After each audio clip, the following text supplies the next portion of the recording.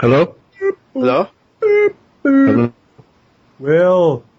Okay, it might be my problem because I can't hear either of you, so wait, let me... What? Will, no! Will!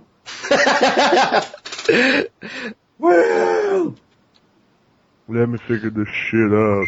Will, no!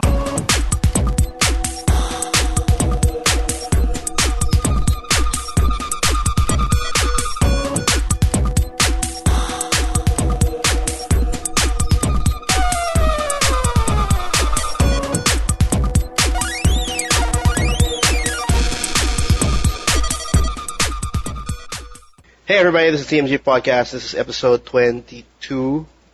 Yeah, it's 22. This is Carlos, and with me is Will. Yo, hello. And Miggy. Woohoo! Video games. Yep, and it's episode 22. It's March 8th. There's a lot to talk about. I'm pretty excited because I think on the 11th, two awesome games are coming out. Next week we have a lot. Yeah, there's Titanfall and Dark Souls 2 will be... Dark Souls 2. Is there anything else in between those? I mean, that's about it. And then we'll get like the Diablo 3 expansion, Infamous Second Son. There's a lot going on this month, but you know, I know. I have a feeling the month after this, April and May, is going to be pretty dry. Yeah, but remember when we were talking about it, like, thank God it's dry, because we're going to burn the hell. Yeah, well, I'm going to sure. burn the hell out of my wallet. So many games, dude.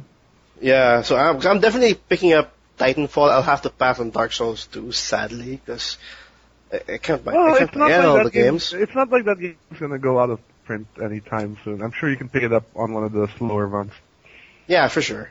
Like maybe in like April, that's my game for Dark Souls 2 and all that. But yeah, I want to get Titanfall. I want to get the expansion of Diablo 3. Also, Stick of Truth's out. Stick of Truth is out.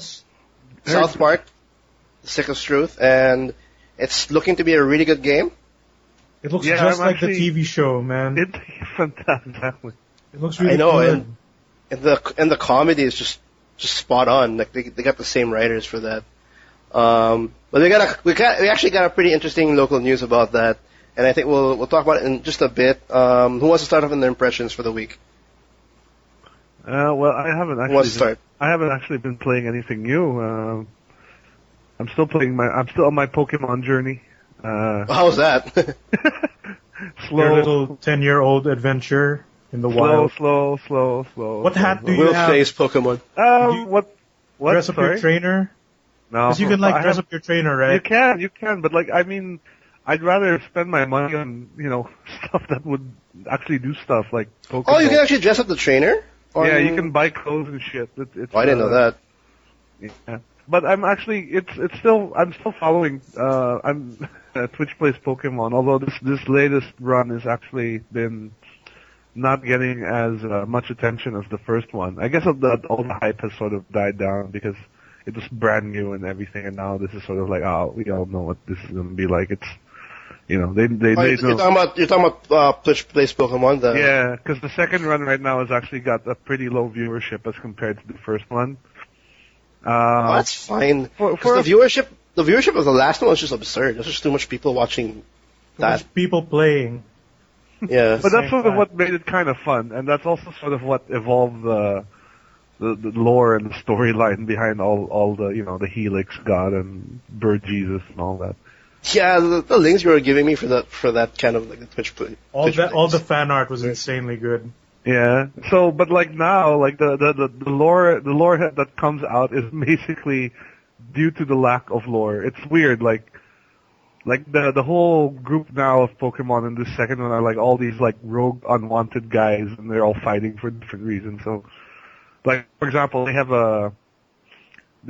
of course everyone's Bird Jesus from the first one, which was a Pidgeot, right? Now this run also has a Pidgeot, who they named Brian because he looks like Bird Jesus, but he's not. So they're referring It's funny that they have their own names. They're referring to the Life of Brian from Monty Python. But now, like, there's fan art showing, like, Brian's like, I don't want to be like him, I just want to be me, you know? It's like, okay. They're giving a little side story. That's It's pretty cool. And then they have an EV now, which is still, the last time they tried using an EV in the first game. They got a stone, they got the wrong stone, and then... Yeah, and they released several Pokemon, so it was a disaster, right? Now, like, the whole right off the bat. The whole story is this Eevee is fighting to redeem the crimes of his predecessor. His former self. So it's like they're making them a bunch of ragtag misfits, right? So it's kind of fun that way. It's picking up, actually. What happened to yours? How's Lords of Shadow 2? Because I remember you guys were playing it. Yes, we did play it. I haven't. We should have played more of it, dog. Because all that shit I told you happens right after we stop. Oh, really? Why? What was going on? Well, apparently there's a stealth section where Dracula has to turn into a rat and has to, like, hide from space marines. Space marines? Dude, they look exact. They got, like, this big red gun. They got this red armor. They're bald. So they're space marines, basically. Oh, and Dracula has to hide? You can't beat them because, like, after 2 shots, you're dead. The Prince of Darkness can't fight technology. Wait, this is a modern setting for Lords of Shadow 2? Modern. You wake up, like, basically Dracula wakes up in modern time, and apparently Migs discovered the name of the city that you start on in is called Castlevania City. I'm like, what? Oh, why not, right? It's Castlevania, so... Yeah, but, I mean, the creative department have a huge brain fart at the time. I mean, really? Castlevania City? That's terrible. Really? It's really called Castlevania City? Well, they do have a pharmaceutical company that looks like a castle, so there you go. Well, I was watching your highlights. You guys brought it up last week in YouTube, and I don't like what I was seeing, to be honest. Like, it looked a lot like DMC, but more of a dumbed down version of it, which is kind of weird to put that kind of comparison. At least you're comparing it to DMC and not God of War. Yeah, that's true. Which I like that comparison more. Is it? Well, Lords of Shadow 1 was more like, it was so QTE friendly. But the only reason why I'm saying it's DMC-like is because those 2 bars from Red and Blue. That, and I think it's because of the new free moving camera. Because Lords of Shadow 1 had a lock camera, so that's why it was compared a lot to God of War, yeah, you're right. Well, this one is more of DMC, where you have a little bit of more freedom with the camera angles. Yeah, and you have, like, active weapon switching and air combat. It seems like, and you have actually weapons right off the bat, like you have these weapons. Yeah, you have 3 starting weapons. Like a sword, the cross. Actually, the thing is, you lose all of that, right? You just get stuck with that blood whip thing. Yeah, you have the void sword, though, in that level where we stopped. Yeah. Oh, really? No, because I thought that was all for the tutorial. Like, that's sort of what I got the feeling from was that the tutorial level that we played through was essentially like gave Dracula all his shit, all his toys. I think you buy, like, move upgrades and stuff, but you have all the weapons. Because you have no other way to deal with those enemy types, right? Because you can't, like, the guys with the shield, you need to always use the fists, because nothing else works. That's true, but I'm assuming, like, it's going to be a thing where, like, the game will not throw those enemies at you until you obtain the what do you call it, the fist things. Are they color-coded? Yes. Oh god, it's DMC all over again. It's just like DMC. Which I kind of appreciated, the color, like, if it's red, use the red weapons, you know, and stuff like that. Like, it's easy, or your red abilities, but, I guess Lords of Shadow 2, again, is in a position where it kind of is not getting its own identity. Just like how it had that same issue with Lords of Shadow 1, where it really felt like God of War, the camera angles, the QTEs, the spectacular, set pieces. And but I really did like the first Lord of Shadow, actually. I did too, yeah, I did. But all the reviews for Lords of Shadow 2, like, the thing I noticed that is none of the complaints are about the combat and gameplay. All the complaints are about either the story or all these other non-combat elements that they put. Yeah, I got that same feeling too, which I think is a little bit too harsh, I think. You transform into a freaking rat. To dodge Space Marines. Yeah, I guess when you look at it that way, it makes completely no sense whatsoever sometimes. But Well, no, when actually, it comes- no, I haven't touched the game since because I want to record more of it. So unfortunately not able. We're gonna Yeah, transform into a rat. Yeah, and we'd love to show you that scene. We're gonna eat that shit up. Oh my god. Yeah, the reviews are pretty bad. But at the end of the day, it's more of the combat and The game looks really good. Yeah, the game looks fine, except it had some weird. graphic-wise too. It looks pretty nice as well. Like Well, some scenes we were look making straight fun up of the like concept art. We were making fun of the smoke trails, remember? Oh yeah, Yeah, I heard that. I heard it in the highlight video. Yeah. But like the rest of the game looks fine. Yeah. And, Well, dude, what is a man? I mean, they just put that in. it happened. It happened. He actually said it. See? He Oh, actually we said- forgot. We failed to notice that the Golden Knight at the intro stage actually the says, Digimon angel. yeah, he actually says, "Die, monster! You don't belong in this world." He said it like so- 3 times. We didn't notice it. I'm so mad. So disappointed. we were so distracted by what is a man, and there's so many weird opportunities. Well, what was the phrase after that? What is a man? A pile of something? a miserable, miserable pile pile of of secrets. Jesus. Emo gay, Dracula. Castlevania Lords of Shadow 2 is already out. It's, I think it's around 2+ on both platforms. I think. And, Yeah, sounds about right. and then there's like a PC version apparently, which I didn't know. Yeah, there is a PC version, but we are region locked from buying it here, unfortunately. Thanks. Thank So you, much. Konami. I also want to buy Revengeance, but of course it's Konami Thanks as a well. lot. It's also region locked, so thanks Konami. doesn't You can't like do shit. money. Konami Rules doesn't like of money. nature. Or they don't like us. I would gladly give you my money. Or they don't like Castlevania. They really don't because they rebooted it. But yeah, what about you, Will? Sorry, Will. Miggy. What have you been playing? I haven't played anything new either. Oh, really? I tried to run. I downloaded the time trial of NFS Most Wanted, the newer version. Oh, okay. On your PS3. Yeah, but then when I ran it, it said you need to update this game or else it won't play. And the Updated demo? update is 2 gig. And once the update finishes, it goes straight into the game, which kicks off the 60-minute time trial. So like, I'm not gonna do that. What I stopped the 60-minute time trial. Holy crap!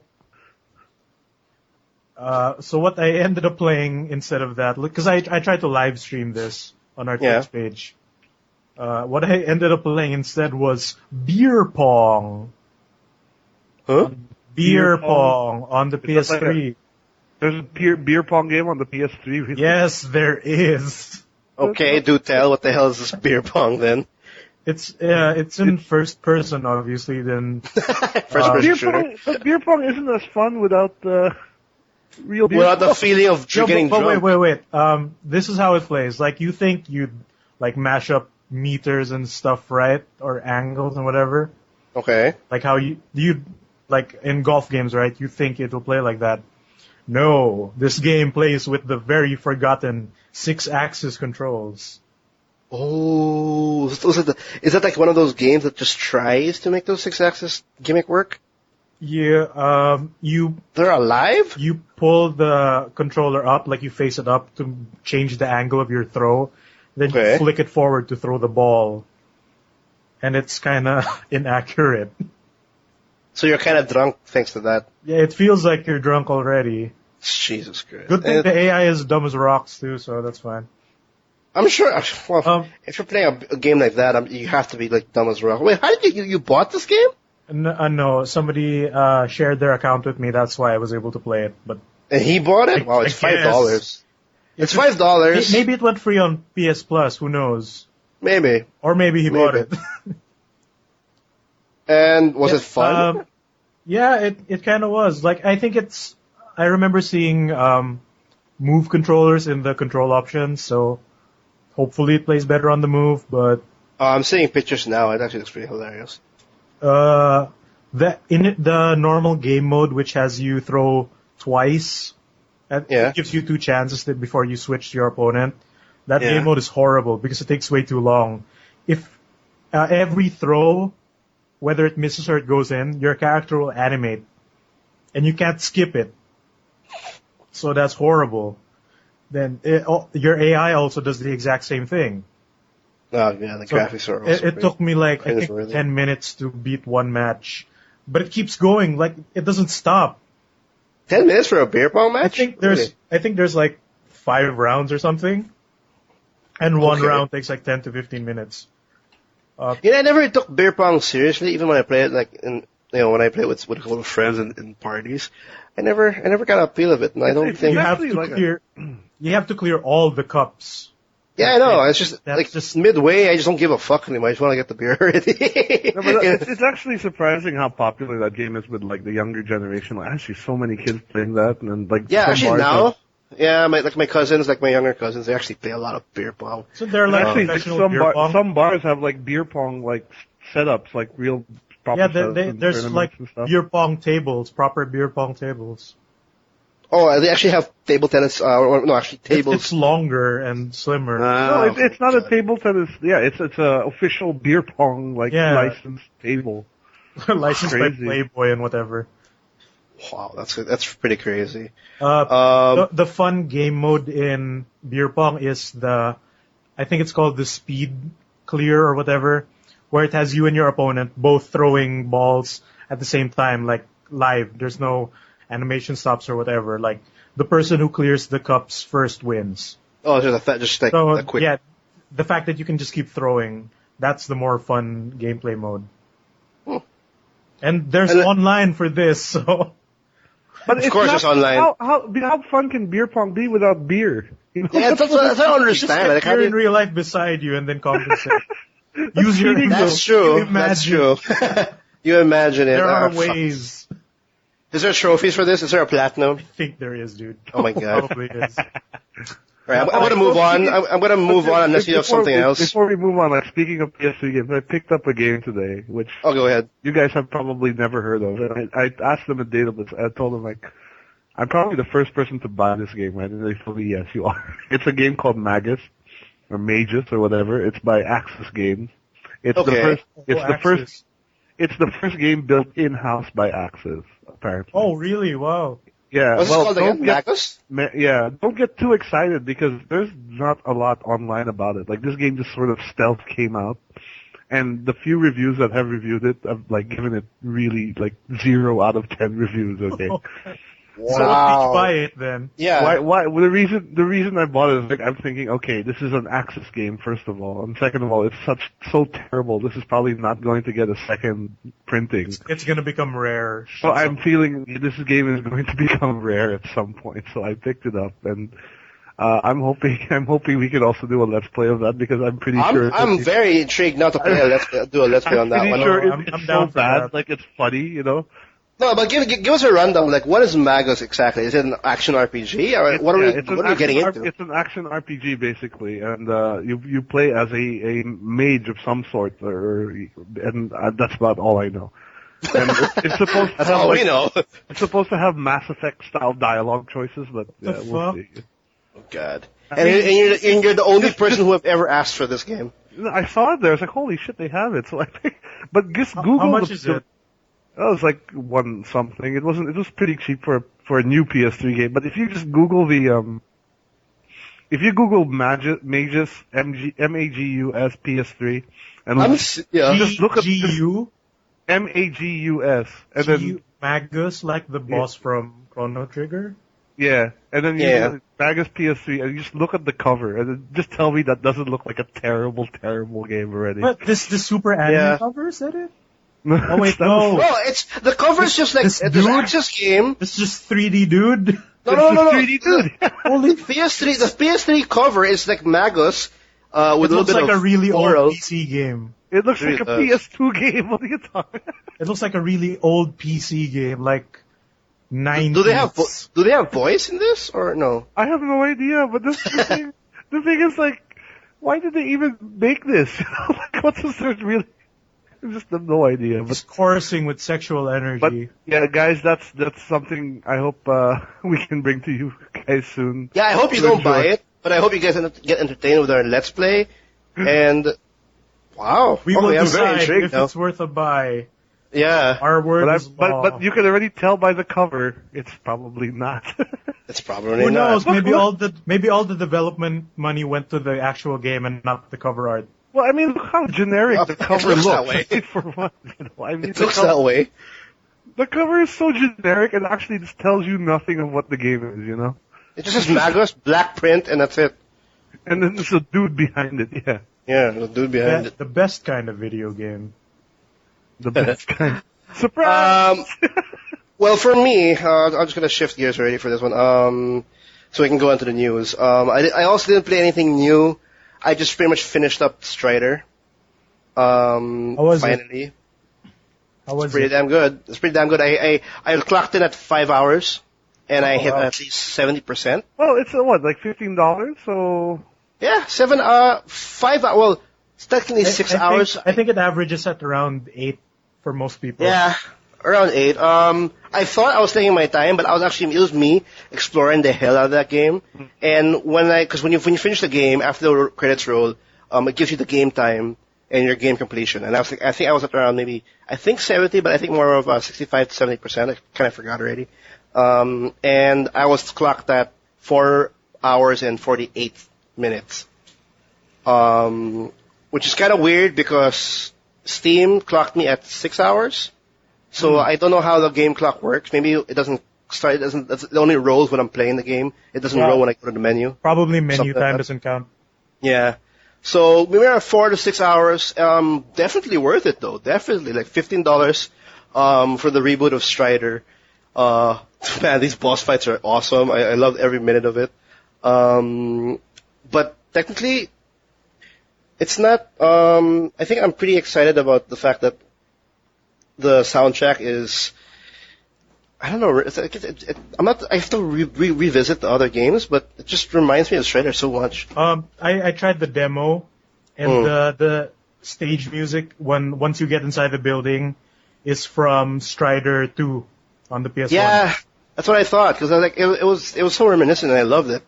And I think you have to back me up on this, but it seems like they also revisited previous boss fights, like the Three Sisters. Oh yeah, it's the same characters. Yeah, they brought everybody back. I played the game on hard mode. It was definitely tough, but they also show us a bit of skill. If you know what you're doing, you can literally kill the boss in seconds.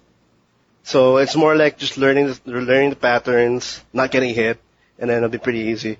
So it really is more like a Metroid game than a Castlevania game. No, more like a Metroid game, definitely, yeah.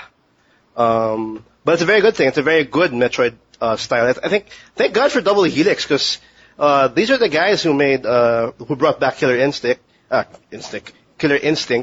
for Xbox One, and now they bring us Strider, and it seems like they're the right studio to bring franchises back, because definitely Strider is one of the best games for one of the best downloadable games this year.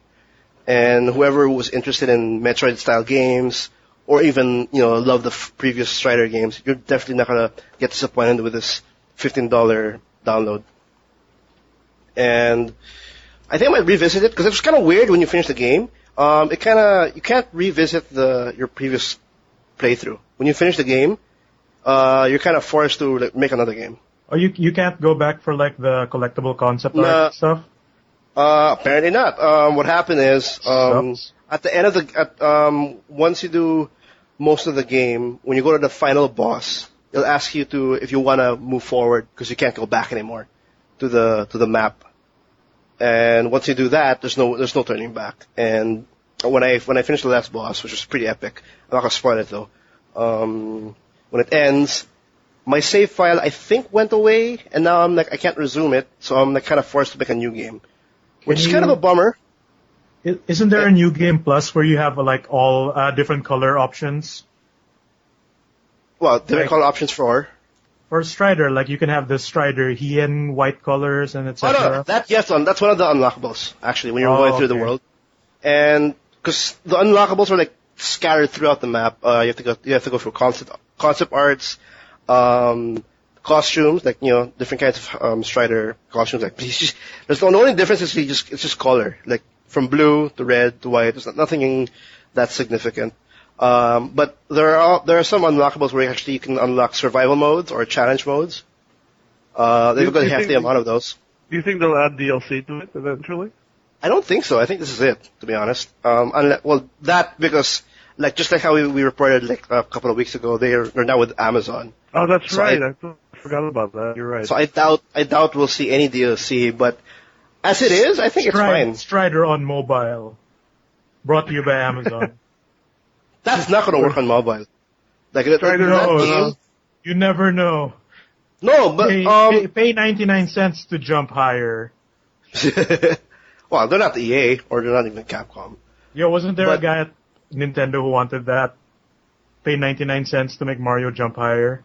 Yeah, one of the investors, like one of their big board members, was saying that shit, but obviously not a gamer. Dumbass. No, but what I'm saying is I don't think Strider will work with mobile because I played the game in a controller. It's actually very the gameplay is really, really tight.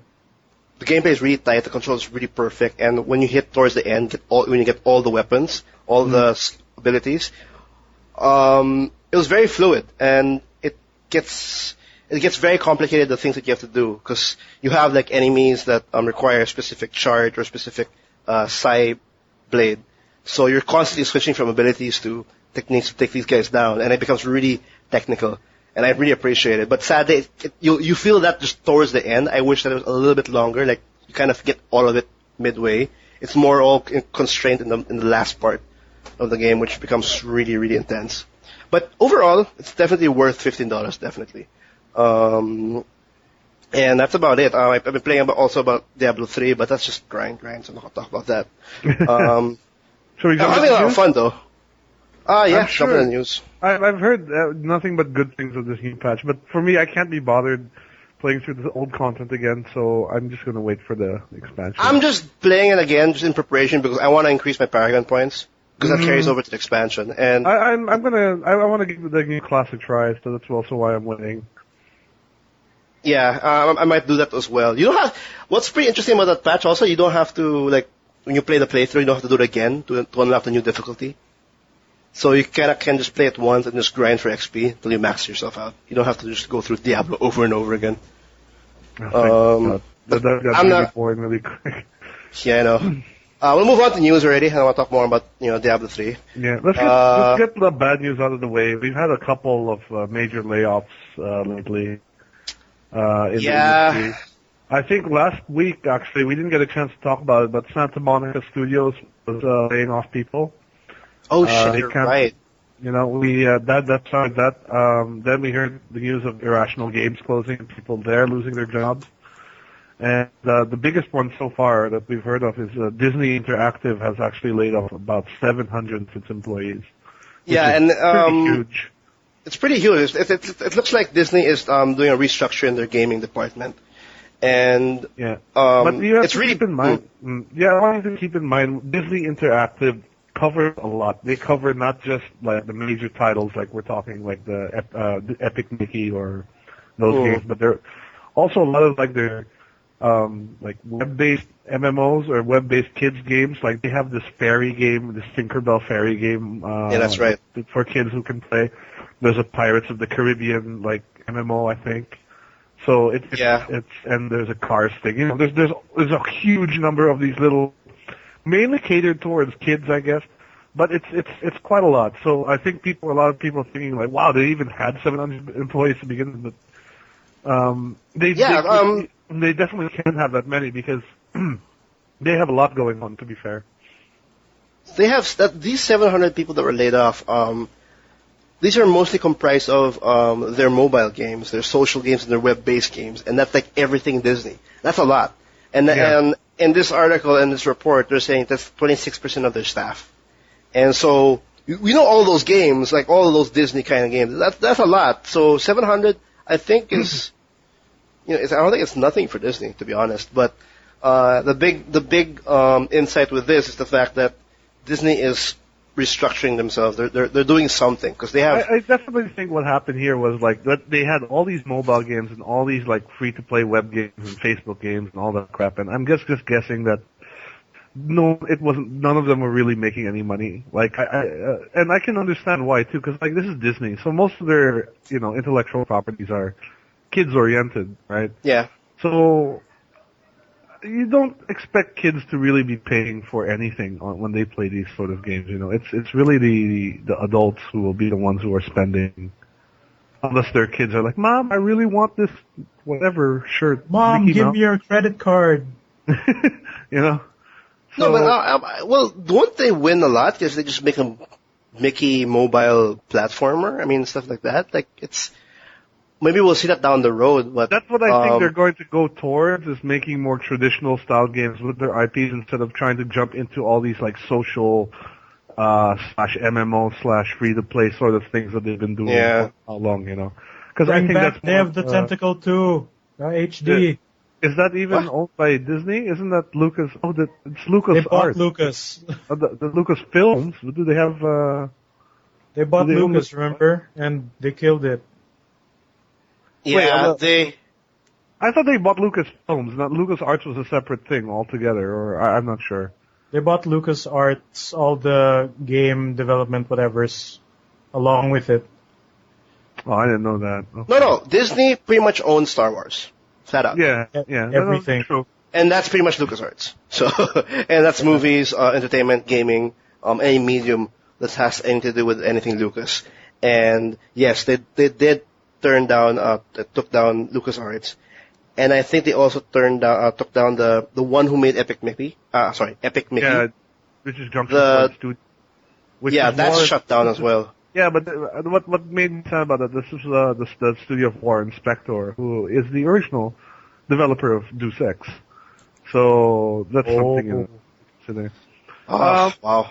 But yeah, in a way, I think it's okay. It's not a good thing. People are losing their jobs. That's never a nice thing, And it's never a nice thing. And I mean, but if we look at in general, like, how many of these layoffs have been happening across, industry wide, basically. Mm-hmm.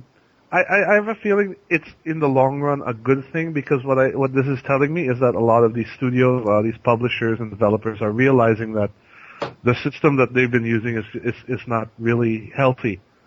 So what they need to do is really trim down and get lean, work out some of that fat. And this is coming from like, when you finish a game nowadays and the credit sequence is like 20 minutes long of all these people. With assistant this, assistant that, associate this, associate that. It's just too much.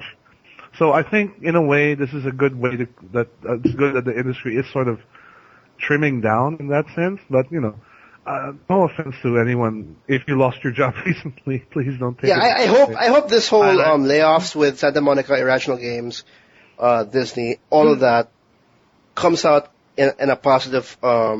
Yeah, in the long run, it'll be more positive. For the gaming industry, because it does sound bad, but we are in the next generation already. Changes have to be made. And hopefully this, for example, Disney, will turn out to be a reason why we might have a pretty awesome Star Wars game in the future. Hopefully. Because they're doing this for something. They're not been around for like years for nothing. They know what they're doing. Hopefully they know what they're doing. Yeah, and all these guys who've been laid off, like, I mean, you got to look at it also as an opportunity for these guys to join new studios, or hell, some of them might even create a new studio, and then they might make something brand new and amazing. So. Yeah, when someone gets laid off, it doesn't mean they're out of the gaming industry. They just have to search for something else. Yeah, sorry, our hearts out to you guys who are jobless now, but, again, look at it as an opportunity, and hopefully, this all, and as you said, all of this ends up on a positive note for everybody in the industry, and for the employees, and for the consumers as well. Well, that's a sad note, but we actually have a little bit more of like people leaving. We have to get this out of the way before we get to the good shit, Yeah. I want to shift gears. We'll get on a positive note. For all you Batman fans, there's been a big announcement. Batman Arkham Knight has been announced. Yeah, I remember we were talking about this. Like we saw there were hints of it already, but apparently yes, it is Batman Arkham Knight, and I'm really hoping that. Well, my initial reaction was like, oh shit, they've made it Call of Duty, But That's the same reaction for me as well. it's like, and then That's not a good reaction, by the way. and then I was looking at the trailer. It's like, okay, so they added a car. Great. And he looks pretty badass. Well, Batman's always been badass. Yeah, Two-Face looks a bit badass. I don't know. But the main thing was it's got a car now. It's got a nice car. Yeah, Which apparently you can call at any point. Yeah, so it's sort of like your horse in Assassin's Creed. yeah, it's like your horse in Red Dead Redemption, I guess. I don't know. I don't know about this game. But I don't know. I was reading it, and apparently this is Rocksteady back at the helm. It's not anymore the guys who did Arkham City. You mean Arkham Origins? Arkham Origins, yeah. Who did Arkham Origins? Warner Brothers. This is Warner Brothers mismo. Like, it's them.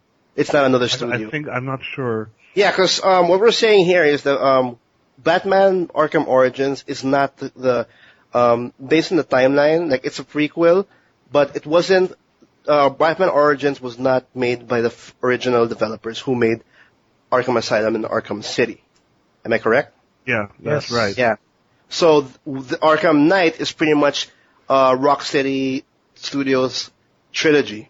So the order will be Arkham Asylum, Arkham City, and Arkham Knight.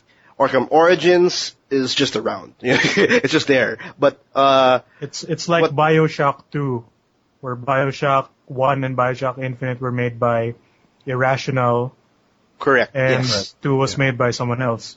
Yeah, I don't know who made BioShock 2, but this is Rocksteady's. I'm not too sure goodbye, but this is their trilogy. They want to end it like this. Yeah, they said that this is going to be their last Arkham game. Mm-hmm. Which is good, I think. I think the Arkham games have been fantastic. But I'm glad they're not going to milk it. But this is Who Warner knows? Brothers. WB Yeah. might milk it. 'Cause Warner Brothers may be the ones milking it, and they'll shift. Someone else might be handling the IP. But they were able to make Origins, so we might. and Origins, Origins wasn't too bad, but it didn't feel significantly so different from the last game that I was like, that was my worry too. That's the reason why I didn't buy it on day one. And exactly what I'm worried about here is that, okay, you've added a car, what else? I don't think a car on its own is going to be enough. But I'm sure Rocksteady is smart enough because they have I'm sure when they were when whoever developer was working on Origins, obviously Rocksteady was working on this, and I'm sure they knew that Origins is coming along. Yeah. We don't want to have the same game coming out, like being developed at the same time. I'm sure we're going to see something completely new and completely different. I think there's a 2-year development for this one, Arkham City, because I think Origins was a little bit less than that. But I mean, no, you're right, absolutely right that this was being developed alongside Origins, because as I understand it, the original voice cast is doing the voices for this. So Mark Hamill is going to be Joker. Yeah, or I don't know, because this is supposed to take place after Arkham City. And Mark Hamill supposedly retired as the Joker. Yeah, that's true. So maybe not him, but like no, but what's confirmed though with Arkham Knight is which wasn't included in Origins, the original Batman voice. Kevin Conroy. He's going to be voicing Batman in Arkham Knight. So the fact that Origins didn't have the original stems that Warner Brothers threw all its good seed, all its big honchos on Arkham Knight. Like, because I remember when they announced Arkham Origins and Kevin Conroy says, "I'm not doing another Arkham game." Obviously, that means he already recorded all his lines for Arkham Knight. Yeah. So, I don't know. There's nothing else I know about this game aside from the fact that there's a Batmobile. But I mean, are you excited for it? Are you feeling it? I'm not feeling it because I want to see the gameplay. I want to see the difference between the difference between Arkham City and this game. That's what I want to see the difference. I want to see a big change that makes me go, okay. For sure, we're gonna see one at E3 this year, since they are. It's definitely gonna show up. Yeah. We're gonna see even a hint of gameplay, I'm sure. At the latest in E3, but I'm sure we'll see something earlier. What I'm curious about is how they're gonna pull off the driving, since you can call it at any point in the game. Like, that's gonna change how you traverse the city. I'm imagining because when they announced this game, they heavily focused on the Batmobile. So I'm guessing that we're gonna see us having the ability to, use the Batmobile, get out of the Batmobile mid-drive, glide, do whatever, kill, knock someone over while gliding, and then land perfectly on the Batmobile, and then drive off. But like then, those seamless combat and what? But then why don't you just run over them with the Batmobile? Yeah, He I'm might sure, be that's above. I'm sure that's going to be an option though, running over people with the bat. Yeah, but the guy might be above, like he's going through an alleyway and there's a guy above on the roof, so Batman just gets out of the Batmobile. Well, I'm pretty sure the Batmobile isn't going to drive up the side of a building. It's probably going to stop at some point near where you are if you're on the rooftop, or something like that. Yeah, I'm sure they're gonna find a way to make it work. I'm just curious to see how well are they gonna do it. Yeah, here's an interesting point because though. That's a thing that you can mess up really easily. And with the Batmobile, I think they're gonna have a new city map that will scale well with the Batmobile, like wider streets, etc. Yeah, which is actually, thanks for mentioning, because that's what the next point I was about to mention. They're stating that this Gotham City will be 5 times bigger than Arkham City, with 3 specific areas, with no load time. So I'm assuming they're trying to do a whole Skyrim thing here. That's fine. I'm okay. I'm totally okay with that. Yeah. And it's coming out. I just hope I see civilians for this big Gotham City. I heard that there's gonna be police cars roaming about and not just stuff like that. Like that was the biggest, I think, letdown with Arkham City. Like there's just thugs. That's all there is. Well, I mean, the excuse they gave with that is that they cordoned off that area to be like a giant jail. Yeah, but that sucks. Like, I'd rather have a lively city and Batman just around, like, literally protecting that city. Another thing is, Arkham Knight is not actually referring to Batman, but I heard that Arkham Knight is actually a new villain that Rocksteady made for the game. Oh, really? That's interesting. There are certain villains that they'll be bringing back. And the storyline is after Arkham City. And it looks like this villain that they're creating, which is Arkham Knight, will be the main focus. And I'm pretty curious about that. That's actually pretty cool. So in that regard, in terms of story-wise, I think they're bringing something new, completely new. They're not like, okay, what villain have we not used yet? Okay, let's just dump this over. Because I don't know who else they haven't used. They've used all the big honchos already, I think. There's speculation that the person who is going to be Arkham Knight is actually an existing comic book character, but his role as Arkham Knight is going to be completely original for the game. How much you want to bet it's Joker again? And I know what you're saying. Oh, wait, something did happen to him in Arkham City, but you just wait. Yeah. People are saying it's going to be this dude called Hush. Oh, I know who Hush is. I don't. So. Who's Hush? Hush is, in the comic books, Hush is Bruce Wayne's childhood friend. Oh, okay. Yeah, and that'd be interesting then. He knows Bruce Wayne is Batman as well, so he was in Arkham City. He was the one who was cutting up people for body parts and surgically making himself look like Bruce Wayne. Oh yeah, he's a doctor.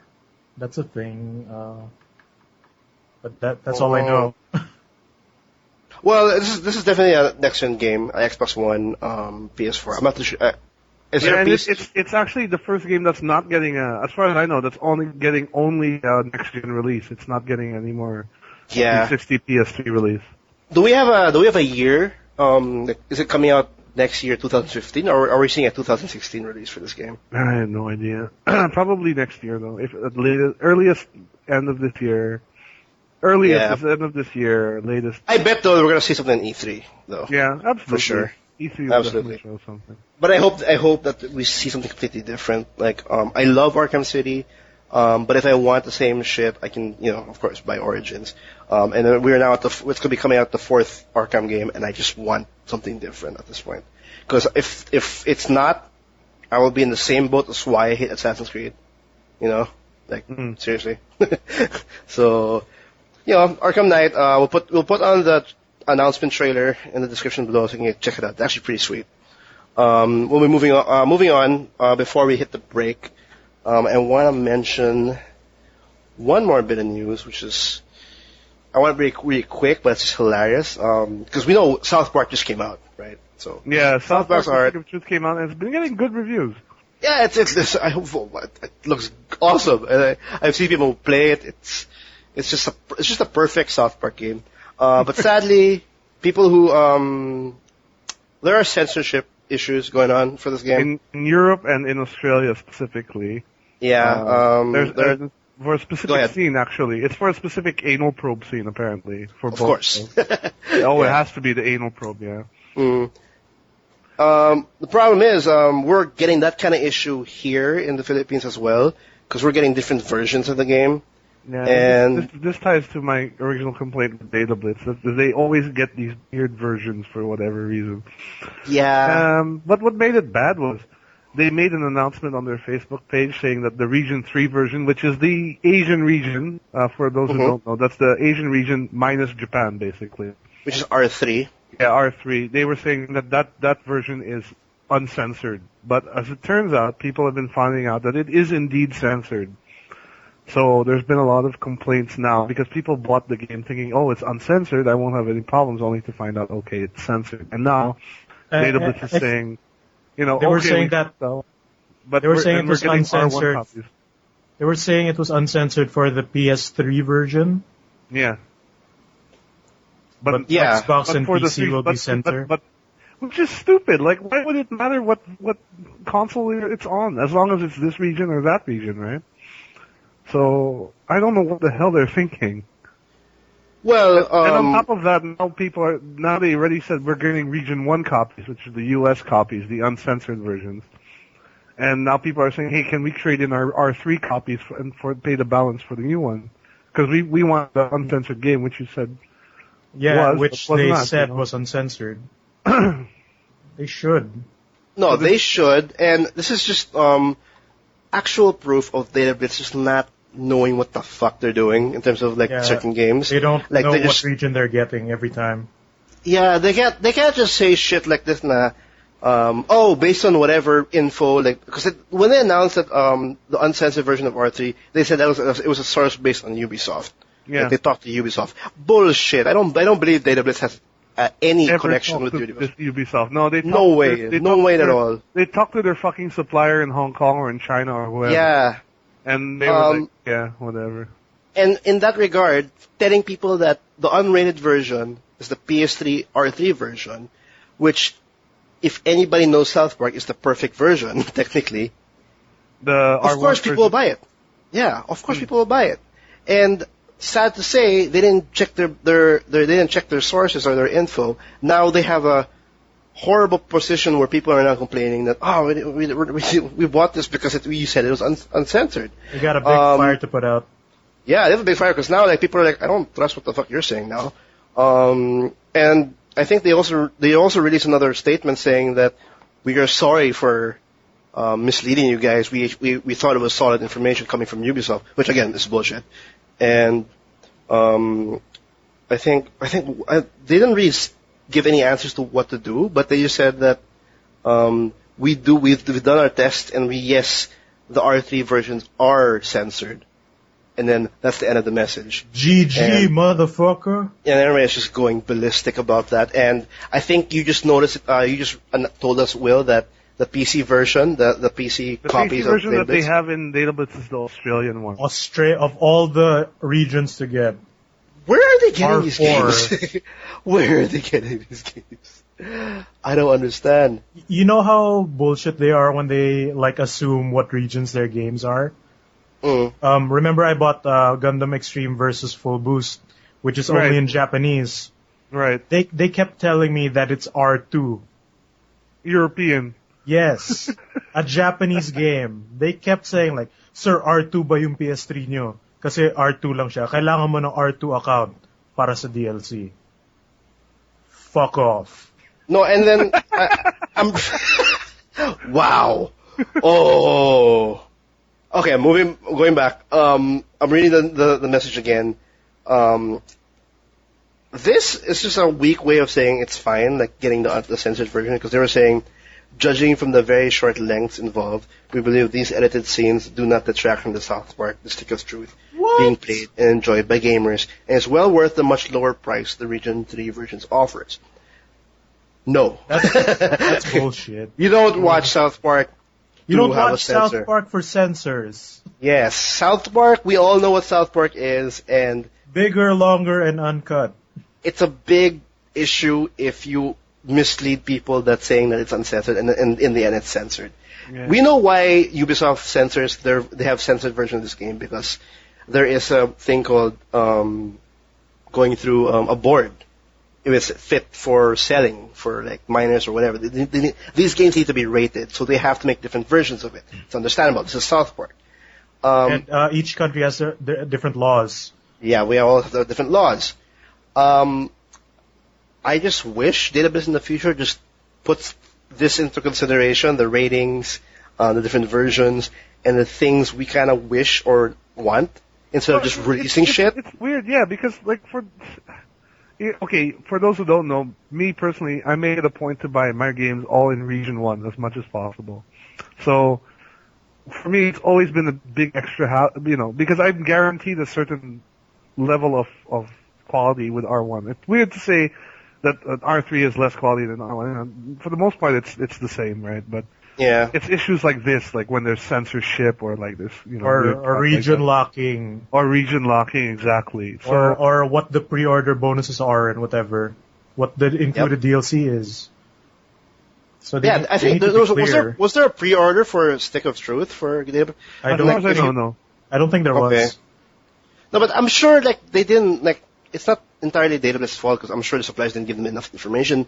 But I hope in the future they get on top of this, because that's especially these kinds of information is very it really changes your selling players' choice of what they want to buy. Because for example, South Park, we want uncensored version. If it's censored, okay, we'll wait for the version that has uncensored and stuff like that. Don't then fucking bring in. We've said this before too. When they bring in they brought in Lightning Returns early, like a Japanese No, not even Japanese. A Chinese version. Was it a Chinese version? That's what Really? I remember seeing. Oh god, stuff like that. Just I don't know. It's stupid. It's really dumb. It just destroys the whole relationship between your customers and all that. And Database, of course, is the number one store in terms of buying video games. It's just, I don't know. It's just really unprofessional. I don't know what to say about it. It's just funny. They handled it really badly. Really, really bad. At the same time, they've been doing this for years, and apparently they just whatever now.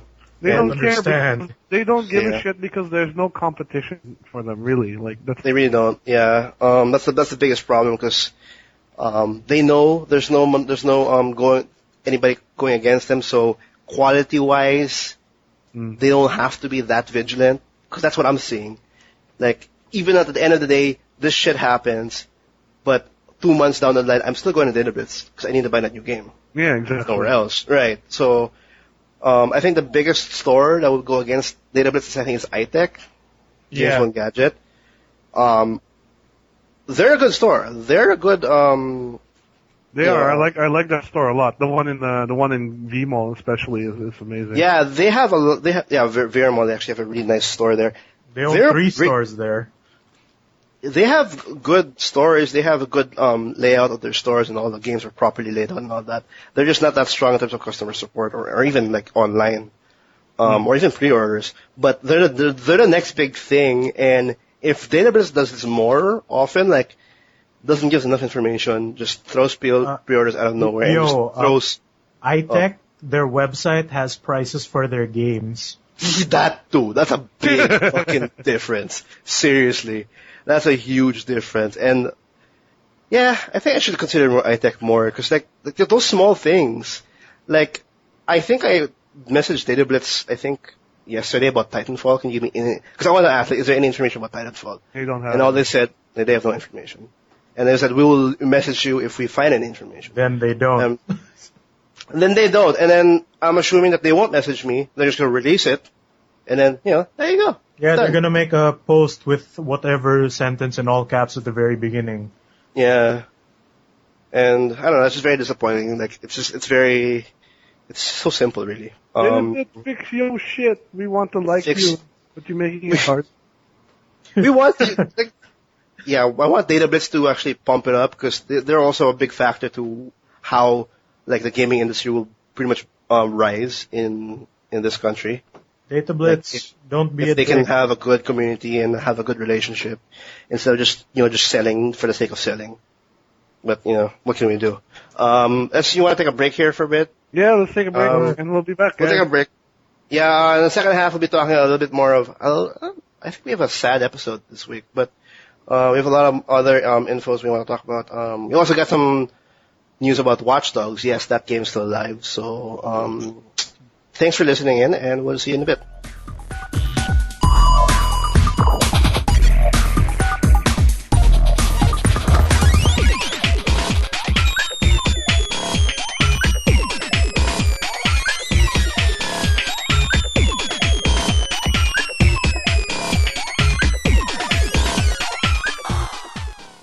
And we're back. Thanks for tuning in. This is TMG Podcast episode 22. Okay, so thanks. I keep forgetting. We're back. Yeah, this is good. I can deem this episode like a more of a sad note because the next bit of news I want to talk about is also something like people leaving. Sony, their CEO in Sony Computer Entertainment America, Jack Tretton, is stepping down. Sadly. And they announced it in March 31. He's been here he's been in Sony for like 19 years. Do you think there's actually a big impact in Sony's like? Did they say why he's stepping down? Not Did he like actual fuck up or something. I don't think he fucked up. I think it's more of he's now time to move on. I think that's the thing. I don't think it's because he did something really bad, because at this point, Sony is doing really well with PlayStation, so... Yeah, I'm pretty sure it's just like, I'm tired, guys. I have enough money. I think that Jack Tretton is pretty happy at where the PS4 is at right now, and when he saw that, it's like, okay, now I can actually step down with peace. I mean, like, in a good note. Yeah, before it gets bad again. Yeah, there's a small little quote, like him saying that working at SCEA for the past 19 years has been the most rewarding experience of my career. Although I will deeply miss the talented team at Sony and the passion demonstrated every day by our fans. I'm very excited about starting the next chapter of my career.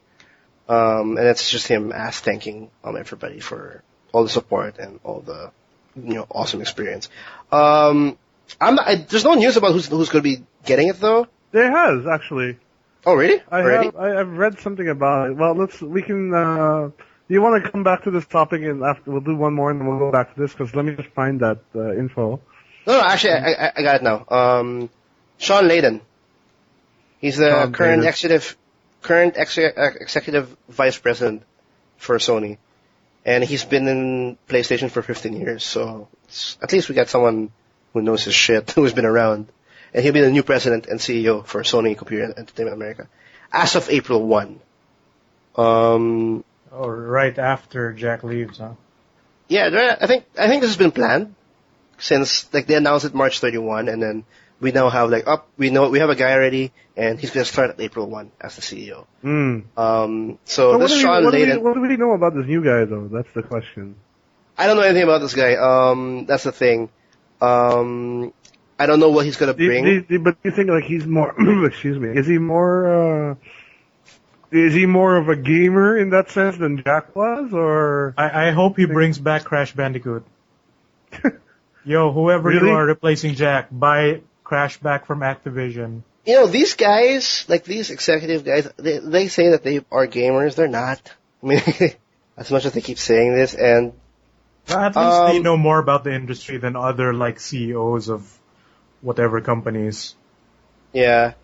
I don't know much about Sean Layden, but the fact that he's been in PlayStation for 15 years is good enough for me to okay, at least, PlayStation is in good hands as when Jack Tretton leaves.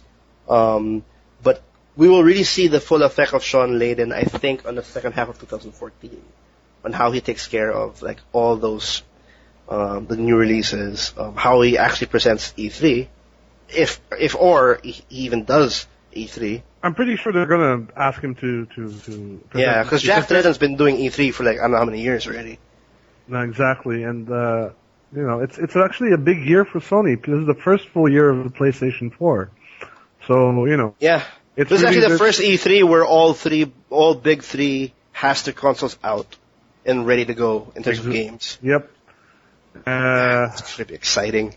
Yeah, because actually it is because this is going to be the first time in a long time we actually don't. Well, who knows? Maybe they'll still have something announced for 360 and PS3, but it's all going to be focused on the use on the next gen. Oh, I should say current gen.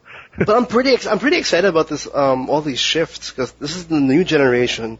We're seeing big CEO members stepping down for Microsoft, for Sony. There's big changes happening. Yeah, it's only Nintendo which just seems to be like stuck in old, with developers laying off. We're seeing studios being cut down. All sad stuff, but it's literally like it now really feels like a next generation.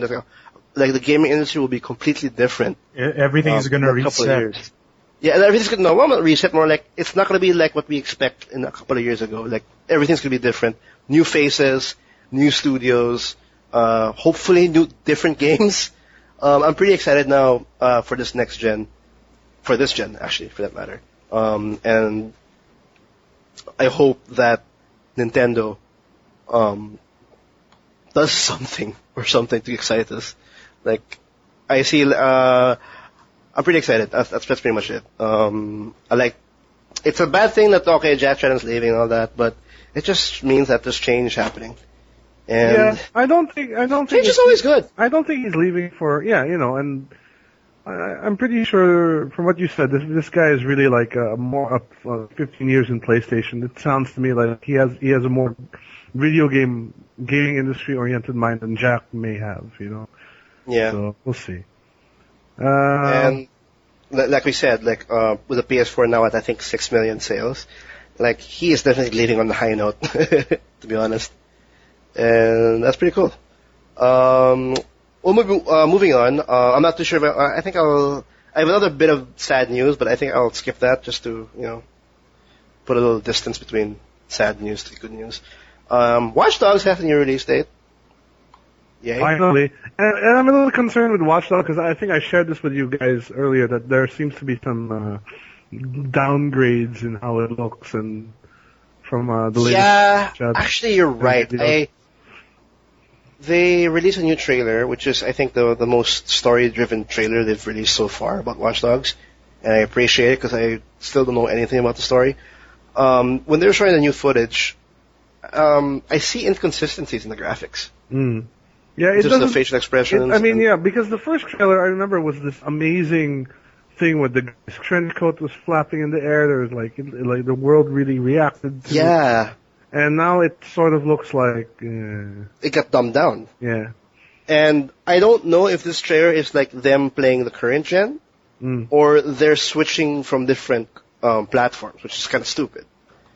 Because it definitely does not look anything like what we saw when it was revealed in like 2 years ago. And that's a lot of concern. I'm really concerned. I think Ubisoft actually has an IP that has development hell at this point.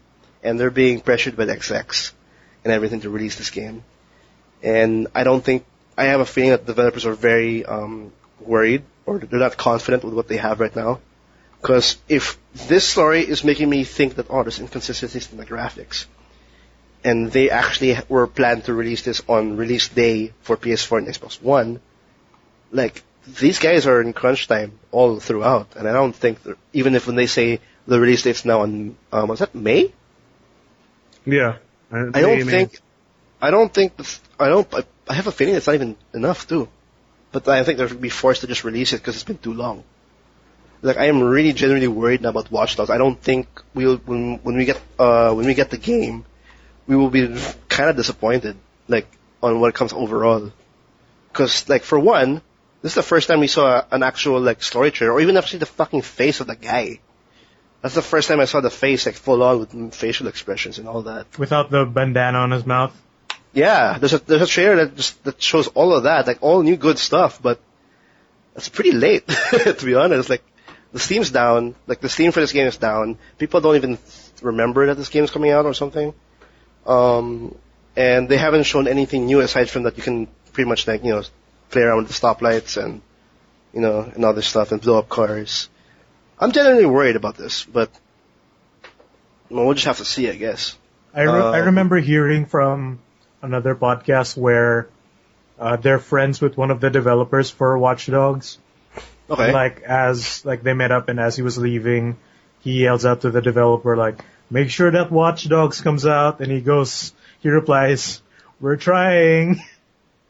Yeah, I'm definitely sure they're really just, they're pressured, and they're having a hard time releasing this kind of game. It's a new IP, and I'm sure, because this is made by Ubisoft, I'm sure it's not the main guys, like their main developers, because they're still worrying about like so many other different games, like Assassin's Creed, and there's also a rumor of a new Far Cry and stuff like that. There's a lot of like the games being run on Ubisoft. They also mentioned that they confirmed an 8-player free roam. I think that's the multiplayer for Watch Dogs, and I assume that's going to be like somewhat similar to the Red Dead Redemption kind of free roam. I'm not too excited about that, but they confirmed that the official date for this game. Let me bring it up. Are you guys picking up on day one? I'm not sure at this point. Yeah. I'm not that excited about it. Yeah, exactly. It kind of missed its opportunity to pick up on the hype, because all we hear now is like, yeah, it's being delayed. It's been delayed again. Oh, Wii's not going to do this or anymore, or whatever, So, it's still coming out on the Wii U, right? I think so, but just even more delayed than normal. So, yeah. That's actually another worry. I think they kind of delayed the Wii U because they want to focus on the other platforms. So yeah, exactly. They're definitely feeling the pressure. Exactly. So, but I mean, the thing is, I would have been so hyped to buy this game, in like last year's Christmas. If they had made that really a launch title for next gen, it would have been perfect. But as it turns out, they wanted to work on quality some more, so they pushed it back, and now I guess the hype's just not there, I guess, for me. Yeah, I saw when I saw the release date and new trailer, like, okay, finally, and then I see other issues when I saw the trailer, but hopefully it does well, because I want new IPs, like really nice IPs, and Watch Dogs is a very good contender for a nice IP for next gen. It's coming out on May 27 for PC, PS3, PS4, Xbox 360, and Xbox One. For the Wii U people, it's coming out after that. You're not priority. You're not priority. That's what they said. They are priority. Unfortunately for the Wii U guys. And I would be surprised though if the Wii U version ends up being like the definitive one. I hope. Like you guys, the Wii U needs some love. So do you remember that ad that they put out like shortly after GTA 5 hit? Which, the Watch Dogs ad where it said 2 months are enough to visit Los Santos. Come to Chicago on November 22. And then the game didn't come out. Wah, wah, wah, wah. Oh well. That's actually, I thought that would be a happy note, but I guess it wasn't. At least there's a release date. That's a thing. Yeah, I think that's something. Yeah. I want to move on. I want to talk more about new games. How do I say his name? Keiju Inafune. Did I get that right? Yeah. He has a new game. Keiju Inafune. The guy that made the guy who gave us Mega Man. Aside from him working on the Mighty Number 9 from his Kickstarter project, he has another game with... He directed a game for Integrates. Okay, yeah. Which is a game that's coming out for the 3DS this year. What's it called? Gunvolt? What's the full name? Well, it looks like it's Mega Man, dude. It's Mega Man Zero. Yeah. Yeah, here. Azure Striker Gunvolt. Coming to the 3DS eShop this summer. Oh, it's just gonna, a 3DS. It's gonna be digital too. Huh? That's weird. That's fine. I mean, I'm okay with it being a digital release if it means it's cheaper. Like the problem I have is when you go full digital and then expect the full retail price for it. But actually, does Keiji Inafune do anything else besides Mega Man style games? Because I'm just trying to think if I know any of his other titles besides. Well, Mega. he did It's that. fine. He did Like, that we don't have that Monster much Hunter. anyway. He did that. What was that Monster Hunter clone on Vita? Oh yeah, Soul Sacrifice. Yeah, that one. He did that. That was a concept game. That was like a Vita exclusive. Yep.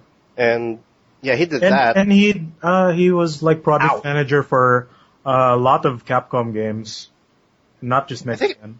I think the big developers were all like involved in big titles. I wouldn't be surprised if Keiji had. But something anyways, to- yeah, I mean, getting back to this particular game, the trailer looks great. I mean, it looks like it plays just like Mega Man. There's different bosses with different powers, and It's a 2D sprites. Like it's like Yeah. it's 2D, The art and your style, gun levels up. the art style, the level design, the music looks exactly like Mega Man Zero, which isn't really a bad thing because that series was really great. No, and we need more. I think like I really don't think that the 2D sprite games are dead. It's actually very. Absolutely not. In fact, I've noticed that a lot of the new indie titles tend to go back to 2D sprites Yeah. or 8-bit like retro look because for some reason they like it so much. You know, I miss it. Like really like the 8-bit retro look because like I'm getting a Why little not? tired of it. I'm not, because I see a lot of fucking 3D and like high graphic detail bullshit. No, I kind of like artsy fartsy shit and 8-bit. Like I really like how Hotline Miami looked like. Fez looked amazing. Stuff like that. Yeah, but but again, like the thing is like that's not really 8 Fez, for example. I don't consider that like an 8-bit retro look. actually that's true. Yeah, that's true. But like 2D, I'm not a problem with 2D. Is something I like the fact that they're bringing that back. Like definitely, it's more. Yeah. My issue is more on the art direction. Is all very pixelated, like which is it's okay. But I'm hoping for more art, like say King of Fighters 13. I mean that's 2D. Oh yeah, that's, yeah. sprite where they reverse engineered it to like it's 3D models that they turned into sprites. sprites, yeah. Which Guilty Gear Xrd is doing the opposite. Which which is that's It crazy. looks amazing. The Guilty Gear 1, it looks amazing. Azure Strike Gunvolt, it's a 3DS game, 2D side-scrolling. But really, 3DS only? Even that name is like, wow. I Azure know. Strike. Strike Gunvolt. Couldn't you just have called it Gunvolt and been happy with that? It sounds like a Steam indie game. Yeah. There's no official release date, but it's definitely coming on summer of 2014 In Japan, I believe. in Japan. So Is there any? I hope we get English release because region locking is bullshit. Yeah. Well, There's so no far- mention about yeah. localization yet, right? And actually, for us here in the Philippines, the 3DS models that are sold here are American. Yep. So Yeah. We we don't are have a locked choice into actually. the U.S. As far as I Yeah. know, we are locked into the U.S. 3DS eShop. Which is a sad thing, and I'm surprised like Datablitz didn't cover us on all bases. Oh, really? now we're complaining about the opposite of what we just talked about. Like, Yeah, I know, and like I can't like. Yo, Datablitz, get your shit together. Moving on, I want let's go on a sad note. Again, Okay. someone else is leaving. Yeah, I'm sorry. Someone else was leaving. Oh, yeah, Naughty we Dog. forgot about this. She's the lead writer for the Uncharted series at Naughty Dog. Yeah. And she's leaving. And there's been some talk that this was a forced layoff. Like, there's some... Yeah. When this news policy- came out, that Amy Hennig was leaving, they started IGN, of course, being the inaccurate article, news area that they are. They were saying that the co-founders not the co-founders, the creative directors of The Last of Us was forcing Amy Hennig out. Like there's a little bit of dispute or whatever. That has Naughty Dog has confirmed, like the co-founders has confirmed that this is not true. Like it has nothing to do with someone forcing someone out or anything like that. Well, Why Amy Hennig is leaving, it's still not sure, but it's definitely not because like the Last of Us people are now taking control of. I guess it'll be revealed once Amy Hennig makes a statement in that regard, because Yeah. it could be a really personal reason for leaving. Maybe there's but on the other hand, I don't want to take what the the press release from Naughty Dog is at face value, because we haven't heard from Amy herself. So yeah, we don't know for sure, but what's actually true is Amy Hennig is leaving, and the creative directors of The Last of Us is now taking helm on the upcoming Uncharted game. So if we see a little bit of, cause I think Amy Hennig is the reason why we love these characters now. Uncharted 1 to 3, like she has a big influence to why Nathan Drake, Sully, they're all such lovable characters. They have great story, and they have great acting, like great voice acting. Amy Hennig was definitely was the reason why there's a good interaction between these actors and these characters. And will this affect greatly on the next Uncharted game? I think it will, but it's actually, like, since she's leaving, the one who will be replacing her is actually also a good art director or creative director, because they're the ones who did The Last of Us, and we know how successful The Last of Us came out to be, So yeah. It's not a big blow, but I think I'm just saying that Uncharted will have a different shift as they move on to the fourth game, which will be coming out exclusively for the PS4. And it's sad for it to go, but hopefully I don't see a drastic change for Uncharted. No, I doubt it. And as far as I know, the next Uncharted game won't even feature Nathan Drake. I think his story. You think that's going to be the big reveal? Like all of a sudden, it's not Nathan Drake. It's something else. No, I'm pretty sure it won't be. Nathan Drake will not be the main character. Oh, really? Yeah, I think I may have read this on Gaff or somewhere. I don't know, but I'm pretty sure it's a new story, because like Uncharted 3 sort of wrapped the whole thing up pretty nicely, I think, for Nathan Drake. So. Was it a good wrap? It's more like another episode to me. Like that's the reason why I liked Uncharted in the first place. Like, it just doesn't. It's kind of connected, but it can just keep going, if you know what I mean. I suppose, yeah, that's true. But so there. I'm that's a lot of layoffs, a lot of people leaving. I want to move on because it's a very depressing episode. I don't know if I want to mention this, because technically, like, that Uncharted news bit was kind of like more of a rumor, because we don't have official statements yet. But since we're on the rumor side and everything, Dishonored 2 was announced. Well, not announced, but it surfaced that Dishonored 2 will be revealed in E3. Right. And there's like images and shit showing up. There was an image of the screen of the title, which I posted, I think. Yeah, and it looks legit. I'm pretty sure it's legit, because Dishonored was a fantastic game, and You think it's too soon, though? No, I don't think it's too soon at all. Dishonored is what, 2012? Late 2012, early 2012? Was it 20? I think it was 2012. Yeah, I think so.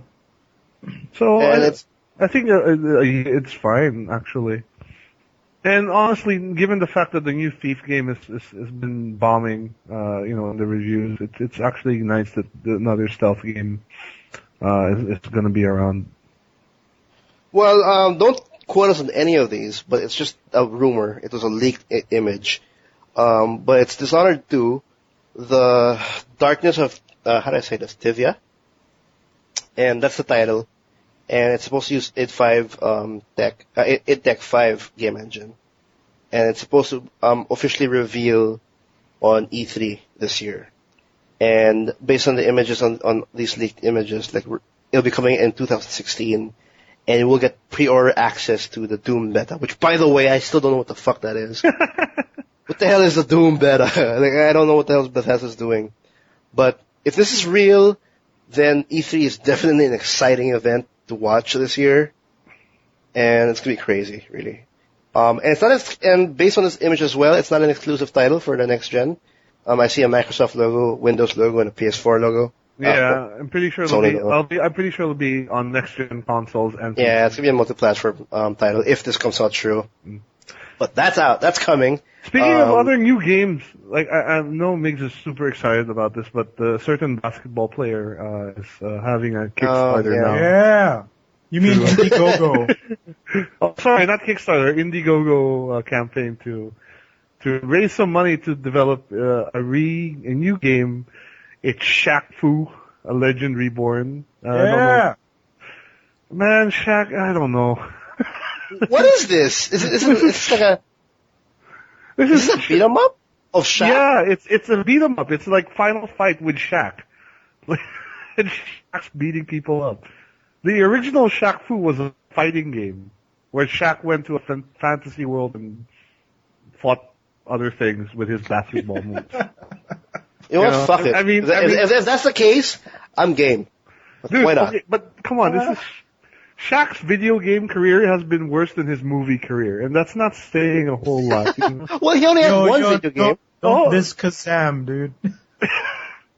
Okay, wait, no, technically Shaq has been in a lot of games if you count all the NBA games that he's been in, but, you know. Yeah, he's a gamer. He's definitely a gamer. But what's surprising to me is, like, they're asking for, like, I forgot 250,000, how much are they asking for? But I'm thinking, dude, that's chump change to Shaq. Why can't Shaq just Yeah, fucking that's pay what I'm them wondering. Why can't he just pay for it himself? Yeah, why not? But this project is now in Indiegogo, which is pretty much like a Kickstarter, and they're asking for $150,000 to do this It's project. nothing to Shaq, I'm telling you. That's like, Last time I checked, they had 44,000 in like 2 or 3 days. So people are actually paying money for this.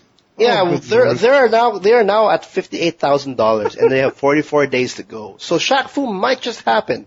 This is shaq-fu-a-legend-reborn. Have you seen the video of it? yeah, Yeah, I've seen the video. Where they went through potential games concepts for Shaq?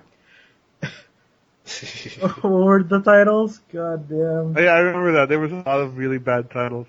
But I'm looking at some of these not stretch goals, sorry, like, if you know when you donate X amount, you get like a Yeah, you get a hefty amount of like reward for doing yeah. so. So, let's look here at a couple of them. There's some really funny ones here. For $500, Shaq will follow you on Instagram. Ooh. 3 out of 50 claimed this. 3 people have bought this. They want Shaq. He's gonna like my photo of soup of my dinner for the night. No, what's funny is only 50 people can claim this. Only 50 people. Like Shaq will only allow 50 people to follow him on Instagram. Jesus Christ. What else we have here? We a have signed Shaq jersey, which is way better. Because It's a Shaq basketball, which I think is better as well, yeah. and it's cheaper. We have personalized voicemail by Shaq. So Shaq will record you a personalized 15-second voicemail. What? That's For $1,000 $600. Better? For $750, Shaq will record you a personalized 20-second video message. To be supplied in high quality. Yeah, $1,000. Shaq follows you on Twitter. Holy crap, dude. Oh, well, Twitter's bigger, but fuck. Oh, here's one of the game titles that they pitched for Shaq.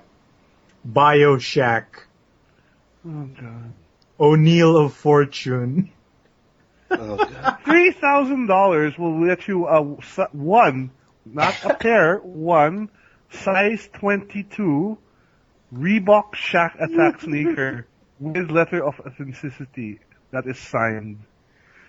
Okay, first of all, $3,000 for $3,000. First of all, it's only one shoe. It's not a pair. Second, it's size 22. Who do you know who has size It's 22? definitely going to be in your shelf. Like, you're not going to wear it. You're gonna put it in a glass.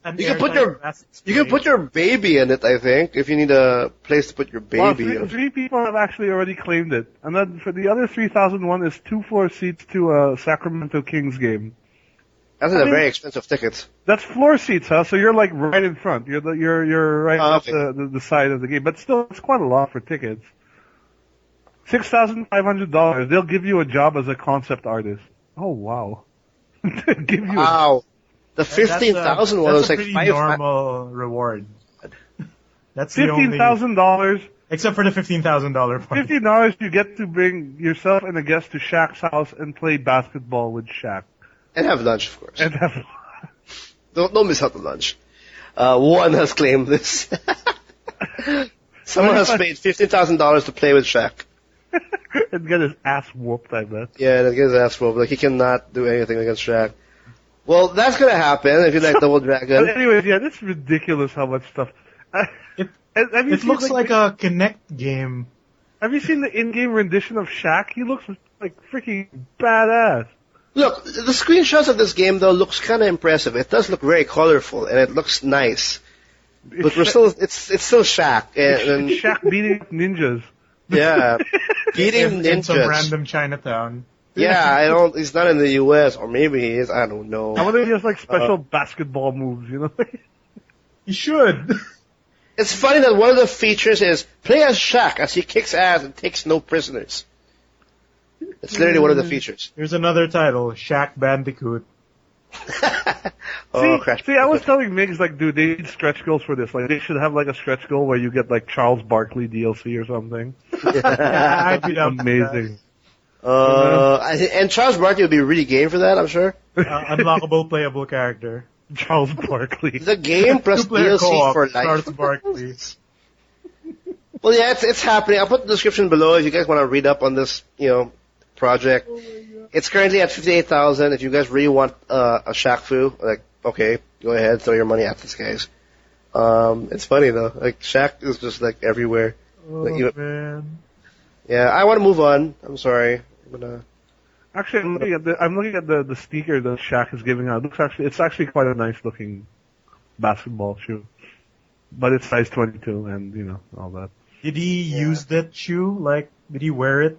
Does it smell like Shaq? I have no idea. Hilarious. Anyways, moving on. Shaq, I'm hoping all the best to you, man, but please. If there's DLC costumes of you in like a steel and Kazam, dude, I'm so in. That should be a thing. Do we still have time for a few more announcements? I think so. I'll hit already like the releases. Like, I think I have to move the rest for the next episode. All right. For one, since Dark Souls 2 is coming out, I'd like to mention the minimum requirements for the PC version, because everybody likes Dark Souls 2, but not everybody has like the highest PC specs. Are you thinking about getting it on PC? I was actually considering getting it on PS3. I might get in the Xbox 360, but next month. Dark Souls 1 on PC had a lot of hackers in it. Actually, then again, I think I'll get it for the PC because I don't want to buy Xbox Live just for the online features, unless I don't need Xbox Live for this. But I think I do. Probably do. Yeah. So it depends if I need it or not. But for those planning to get the PC version and kind of worried about the specs, they've announced already the bare minimum requirements for Dark Souls 2, and all you need for it to require to play at minimum at the lowest possible graphics, you just need 2 gigabytes of RAM, 8 gigabytes of free hard drive space, which is actually pretty weird. AMD Phenom 2X255 dual core processor at 3.2 gigahertz, or you can use an Intel Pentium Core 2 Duo, which is actually pretty low. Yeah, that's really low. Yeah, Core 2 Duo at 3.17 gigahertz. And you can use either an NVIDIA GeForce 9600 GT or an ATI Radeon HD 5870. So it's very low. It's not really next gen if you ask me. So it's definitely going to be an easy game for people with like modern, like very standard PC rigs. I'm pretty excited about this, but I sadly, like I said like a few minutes ago, I need to focus on Titanfall, and I like my Diablo, so this will have to be next month. Moving on, since we're a little bit tight, we already mentioned Watch Dogs coming out. Walking Dead apparently is out. I didn't know that Walking Dead the episode 2 is already out. What's this called? A House Divided, episode 2 is already out on the iOS. Yeah, it's already out on PC as well. I have it ready on PC. Oh, you do? Yeah. I have to actually catch up on this. Is it out on consoles? I think it is, yes. The second episode. And people are stating that the second episode of season 2 is one of the best episodes for the whole series. That's a lot to say, actually, to be honest. I hope it keeps emotional. That, I hope it keeps scaling up the quality. Yeah, I hope. I hope they don't lose steam I hope they don't lose steam because Telltale Games is working on a lot of fucking games right now. Yeah, Wolf Among Us. Too. Yeah, and they're working on a new Borderlands game, and they have also the Game of Thrones games. Oh yeah, I forgot those. They're doing a lot. And hopefully that doesn't distract them from the quality of their games. All them.